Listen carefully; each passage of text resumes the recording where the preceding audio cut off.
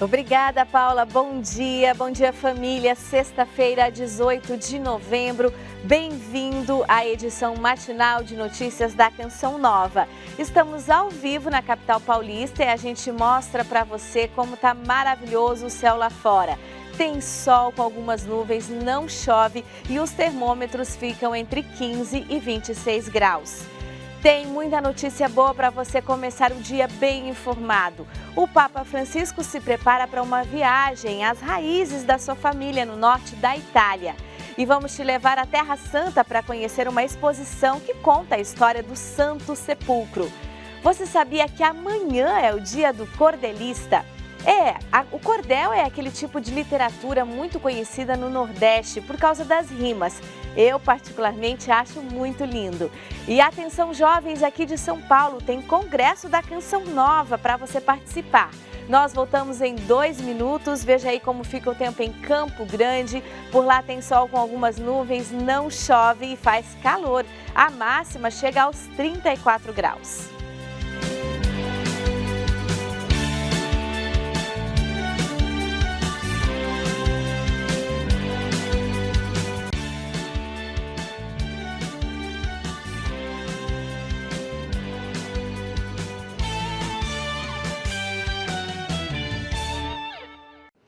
Um final de semana com toque familiar, assim vai ser a agenda do Papa nos próximos dias. As informações com a Joyce Mesquita. Bom dia, Joyce. Um dos compromissos oficiais do Santo Padre chama a atenção pelo fato de ser um evento familiar. Amanhã, Francisco viaja para a cidade italiana de Asti, que fica a 600 quilômetros de Roma, para celebrar o aniversário da sua prima Carla Rabezzana. Uma comemoração privada que conta com a presença de 5 primos e seus familiares, vindos de diversas cidades da Itália. Em uma entrevista, sua prima Carla disse que há muito tempo Francisco desejava voltar à cidade e que o seu aniversário é apenas uma ocasião para esse reencontro, já que não se vêem há 3 anos. A programação com a família conta com o almoço no sábado e no domingo, o bolo de aniversário com o bispo, após a missa que o Papa Francisco vai presidir na Catedral de Nossa Senhora da Assunção, por ocasião da solenidade de Cristo Rei. Mas antes da missa, por volta das 10h30 horário local, o Papa vai se encontrar com a comunidade de Papamóvel, percorre as ruas da cidade até a Catedral. Já às 2h30, o Santo Padre faz uma saudação no estádio de Asti, antes de voltar a Roma, e recebe uma homenagem especial de despedida, organizada pela Diocese. De Roma, Joyce Mesquita, para o Canção Nova Notícias, edição da manhã. Obrigada, Joyce. Agora a gente fala da atenção do Papa Francisco em relação à Amazônia, com a criação da Diocese de Borba, no Amazonas. Até então considerada prelazia territorial, Dom Zenildo Luiz Pereira da Silva se torna o primeiro bispo diocesano de Borba. Ele é natural de Linhares, no Espírito Santo. Dom Zenildo tem 54 anos. A CNBB, que é a Conferência Nacional dos Bispos do Brasil, fez votos de que essa decisão contribua para a missão evangelizadora da Igreja na região, encarnando os sonhos apresentados pelo Papa Francisco para a querida Amazônia. E agora vamos falar de uma iniciativa internacional da Fundação Ajuda a Igreja que Sofre. É a Semana Vermelha, que chama a atenção para a questão dos cristãos perseguidos em todo o mundo. Durante o serviço militar, Muhammad, um jovem muçulmano iraquiano de importante família xiita, descobre, para sua consternação, que o companheiro de quarto era cristão. Muhammad tenta converter o seu companheiro, mas é ele quem acaba por ser convertido. Ao conhecer Cristo, descobri o amor dele por mim e gerou também muito amor da minha parte. Sua família fez de tudo para que renunciasse à fé cristã. Muhammad, que se tornou Joseph pelo batismo, arriscou tudo, família, amigos, herança e a vida, para seguir Cristo. Um testemunho que o levou a escrever o livro O Preço a Pagar. Até mesmo entre cristãos no Iraque encontrou dificuldades para ser batizado. Converteu-se em 1987, mas apenas recebeu o sacramento em 2000 na Jordânia. Entrou uma bala na minha perna. No Iraque, fiquei preso por 1 ano e 4 meses, em uma das piores cadeias do país. Sofri muito, estava sempre de pé, porque não conseguia dormir. Mas Jesus disse no Evangelho que quem o seguisse sofreria perseguições. Esta foi uma grande fonte de consolação para mim. Atualmente, Joseph vive em França com sua esposa e 4 filhos. Casaram-se ainda no Iraque e ela também converteu-se. Mais tarde, 2 de seus irmãos passaram a crer em Jesus e hoje, de igual modo, vivem no país francês. Já que não morri na primeira vez em que fui baleado e ainda estou vivo, acredito que tenho a missão, primeiramente com os meus irmãos muçulmanos. Muitos deles, através de meu trabalho na internet, têm se convertido e descoberto o amor de Cristo. A realidade da perseguição é combatida constantemente pela Fundação Ajuda a Igreja que Sofre. Até o dia 23 de novembro, a Fundação AIS promove uma iniciativa internacional, a Red Week, ou Semana Vermelha, em que monumentos, catedrais, igrejas ou até simples capelas ficarão iluminadas de vermelho para chamar a atenção quanto à perseguição aos cristãos. A instituição aposta na formação e informação a começar das crianças para que não haja mentalidades discriminatórias. A campanha acontece na altura do lançamento oficial do relatório Perseguidos e Esquecidos. São apresentados os países onde há mais perseguição e a situação em que se encontram os cristãos. Contextos que sempre estão nas orações e discursos do Papa Francisco. O Papa Francisco tem tido esta capacidade ao longo dos anos do seu pontificado de nos chamar a atenção para muitos assuntos que muitas vezes estão esquecidos da opinião pública, nomeadamente esta questão da perseguição aos cristãos que existe. Ultimamente, estou a pensar, por exemplo, ele tem falado tantas vezes não só da guerra na Ucrânia, mas também tem falado, não nos podemos esquecer da amada Síria, que continua em guerra, como ele costuma dizer, e eu acho que é isto que marca o pontificado do Papa Francisco, é de facto este acolher o outro, acolher quem é diferente de nós. E amanhã acontece a 2ª edição do Congresso Jovem da Canção Nova, com o tema O Bom Soldado. A Aline Messi está no auditório Paulo Apóstolo, aqui nas Paulinas, onde esse evento vai acontecer, e fala mais pra gente. Bom dia, Aline. Bom dia, Adelita, e a todos que acompanham Canção Nova Notícias. Pois é, eu estou aqui no auditório, onde vai acontecer esse congresso amanhã. E quem vai nos explicar um pouquinho mais esse congresso, que tem o tema O Bom Soldado, é a Natália Barroso, missionária da Canção Nova, que está aqui nos bastidores, né, Natália? Como que vai ser esse congresso? Bom dia. Bom dia, Aline. Congresso, depois da festa, que foi o nosso primeiro congresso, nós vamos estar aí agora aprendendo a combater como bons soldados, né? Então, nós estaremos reunidos aqui nesse auditório, está sendo preparado, né? Um dia maravilhoso de adoração, oração, dança, atrativos para os jovens estar conosco nesse dia de amanhã. E tem atrações especiais também amanhã, Com né? certeza, Amor e Adoração estará conosco, também Tiago Marcon. Então, são os nossos irmãos de comunidade que estão à frente hoje do Ministério Jovem, mais toda o Ministério Jovem aqui de São Paulo. E tem Santa Missa também. Santa Missa vai iniciar às 9 horas da manhã com a Santa Missa, encerrando durante o dia toda a parte da noite, com adoração também, danças, apresentações. Vamos estar aí até às 21 horas vivendo um tempo bonito, né? E rezando pela nossa juventude. Muito obrigada, Eu bom que evento, agradeço. Natália. Olha, quem quiser fazer a inscrição, Adelita, ainda dá tempo, viu? Tá lá no site do Simpla, ou pode também na Casa de Missão aqui da Canção Nova em São Paulo, na rua Tamandaré 356. No dia também, amanhã, a partir das 9 horas da manhã, aqui na rua Dona Inácio Show, a número 62, na Vila Mariana, também poderá fazer a inscrição. O evento começa a partir das 9 horas da manhã, então fica o convite para esse sábado, né, Adelita? Voltamos aos estúdios. Que gostoso, hein? A juventude participando. Obrigada, Aline. E a Diocese de Santos está preparando para o próximo domingo uma grande celebração para a solenidade de Cristo Rei do Universo. As informações com o Flávio Rogério. Bom dia, Adelita, e a todos que acompanham o Canção Nova Notícias. A solenidade de Cristo Rei aqui na Diocese de Santos deve reunir paróquias e comunidades de 9 municípios aqui da Baixada Santista que abrangem a Diocese de Santos. A missa diocesana de Cristo Rei já é tradição e costuma reunir milhares de pessoas. Dom Tarcísio Escaramuça, bispo da Diocese de Santos, falou com nossa equipe sobre a expectativa para a celebração. Nós estamos esperando há 2 anos, né, que acontecesse novamente, porque todos os anos nós fazemos na festa de Cristo Rei essa grande concentração diocesana, encerrando o ano litúrgico e renovando as nossas forças para o início de um novo ano, começando a preparação para o Natal, né? Realmente foram 2 anos assim de muita dificuldade, que a gente não pôde se encontrar, então a alegria vai ser certamente maior ainda por essa oportunidade. No domingo, a celebração começa às 9 da manhã aqui na Arena Santos, que fica na Avenida Rangel Pestana, 184. Como gesto concreto, os fiéis são convidados a trazer materiais de higiene pessoal. De Santos, Flávio Rogério, para o Canção Nova Notícias, edição da manhã. Obrigada, Flávia. E a seguir, os riscos da obesidade na infância. A gente volta em 2 minutos. Saímos para o intervalo com imagens de Belo Horizonte, que tem sol com aumento de nuvens agora pela manhã e possibilidade de pancadas de chuva à tarde. A máxima pode chegar aos 30 graus.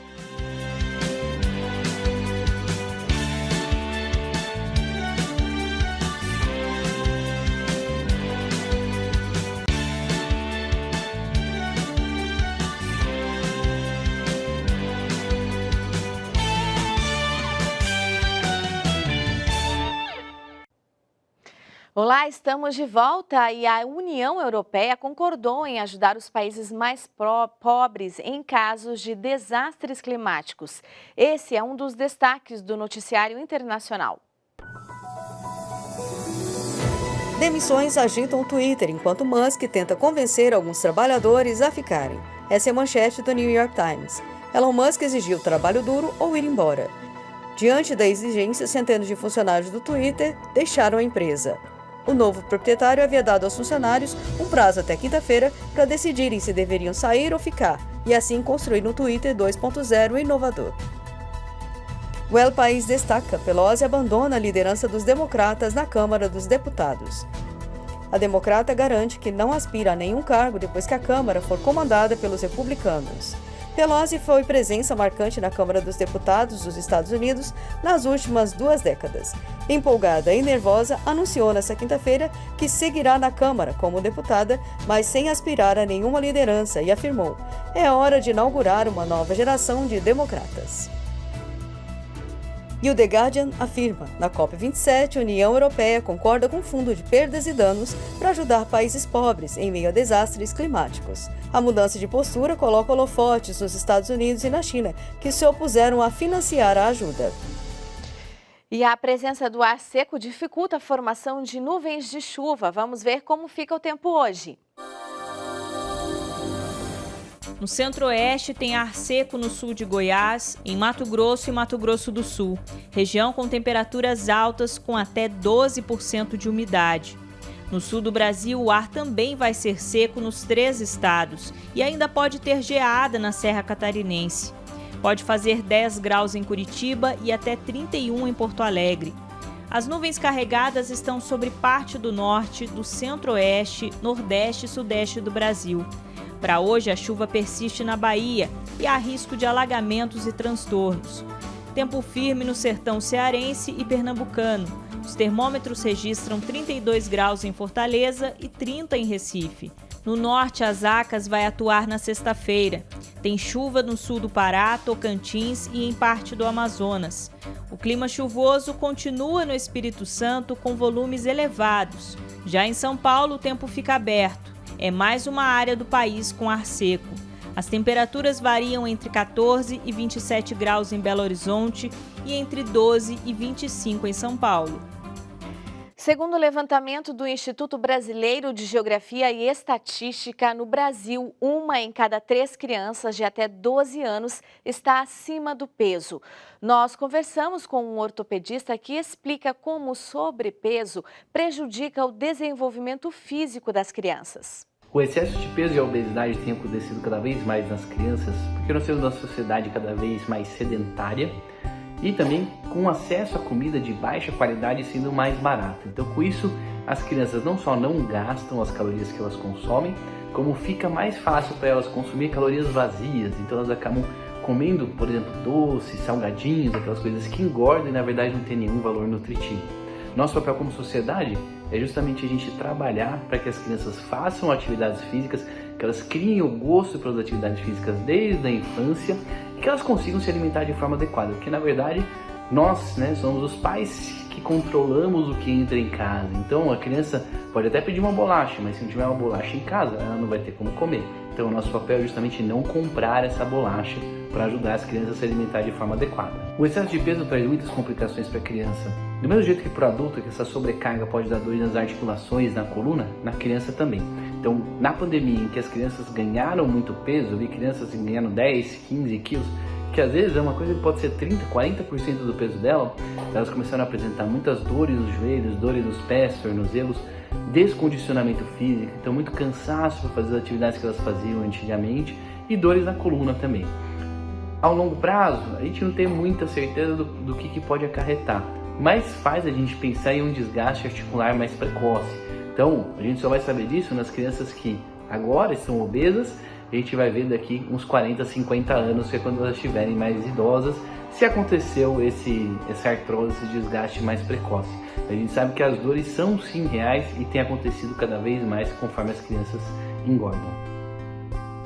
E a seguir, um dia para recordar a literatura de cordel. Veja aí agora o céu da capital do Brasil. Em Brasília, sexta-feira vai ser de céu com muitas nuvens e pancadas de chuva a partir da tarde. Os termômetros por lá ficam entre 19 e 29 graus.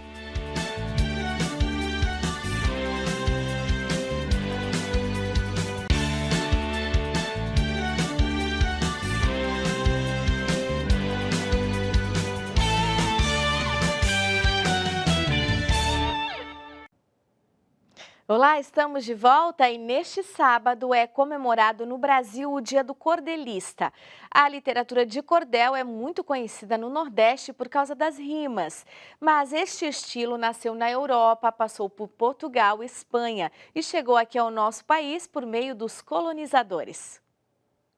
Bom dia, e nesta sexta-feira dedicamos uma homenagem a todos os cordelistas. Dia 19 de novembro é a data dedicada a esses artistas nordestinos e também é a data de aniversário de um homem que ficou muito famoso aqui no Nordeste, foi o primeiro a publicar e assim ficou muito conhecido esse importante gênero literário brasileiro. A data, 19 de novembro, foi escolhida para homenagear o cordelista Leandro Gomes de Barros, nascido no mesmo dia, no ano de 1865, na Paraíba. Leandro é considerado por muitos o maior cordelista brasileiro. Estudos apontam que 1893 foi o marco da literatura de cordel, quando o paraibano Leandro Gomes de Barros teria publicado os primeiros versos do país. Fica aqui o nosso abraço a todos os cordelistas nordestinos. Para o Edição da Manhã do Canção Nova Notícias de Aracaju, Cleverton Macedo. E nossa equipe na Terra Santa visitou uma exposição que mostra a história do Santo Sepulcro. A exposição faz parte do projeto Pontes da Paz, que há 12 anos conta com a colaboração entre o Centro Europeu de Pesquisa do Livro, Editoria Biblioteca CRELEB, da Universidade Católica do Sagrado Coração, a Custódia da Terra Santa e a Associação Pró Terra Santa, e este ano também dos Cavaleiros do Santo Sepulcro de Jerusalém. A ideia é muito simples. Ver se a valorização do patrimônio da biblioteca permite que ela se torne de alguma forma um instrumento de encontro.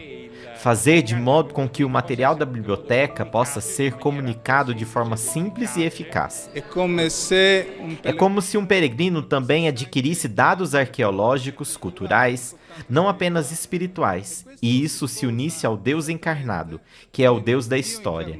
E este é para mim o trabalho que está sendo feito nos últimos anos.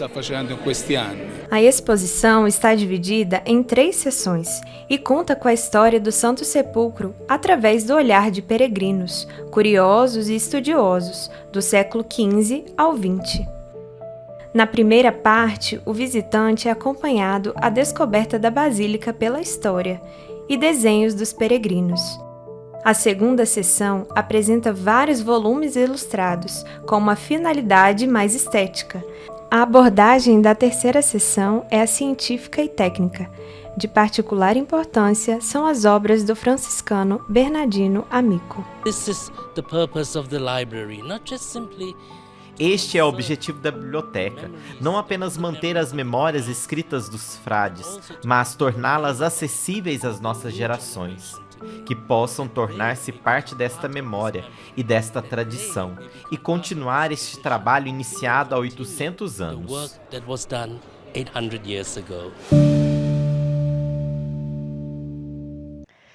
E nós ficamos por aqui. Deus abençoe você. Um ótimo fim de semana.